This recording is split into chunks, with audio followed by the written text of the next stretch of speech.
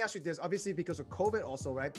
One of the repercussions that telehealth has been sped up. I see a lot of companies popping up with their system, and they've been upgrading really fast with a lot of software releases. Yeah. I'm not sure if you've seen some of those. Like, yeah, for sure. I mean, I've used telehealth. Really? Yeah, so we implement telehealth. Actually, I think most places are. I don't know about some of the smaller hospitals, but we definitely use telehealth. So, the biggest thing with telehealth was if you go back to like last year before COVID, like let's say like 2019, beginning of, January 2019, telehealth was like, I don't even know, like maybe 1%, 2% of like outpatient. Even, not even that. Yeah.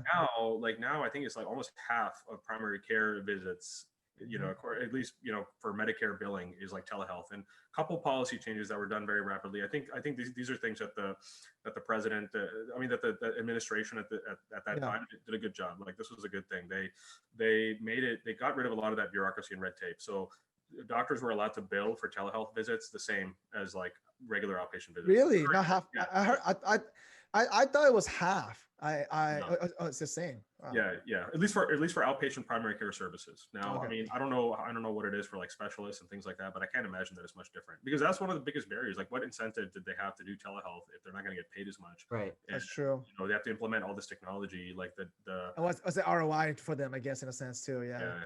So, I think that was a really good, smart move. Right now, the way telehealth is being used for COVID is that we do all our COVID, if you need to come to the ER because you think you might have COVID, you can get screened at home. You can do telehealth at home. Oh yeah, they're home kits, right? We can get you tested at home, or you can go somewhere and go get tested in a distanced way.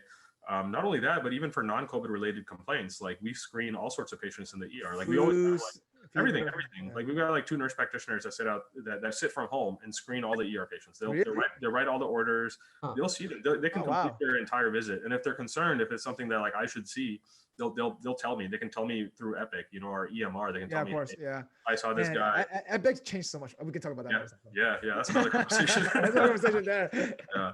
So I mean, it's being used very, very widely, and it's certainly made things a lot easier. And I think that's going to continue. That ship has sailed. It should have sailed a long time ago, and it's definitely sailed. Well, I feel like that.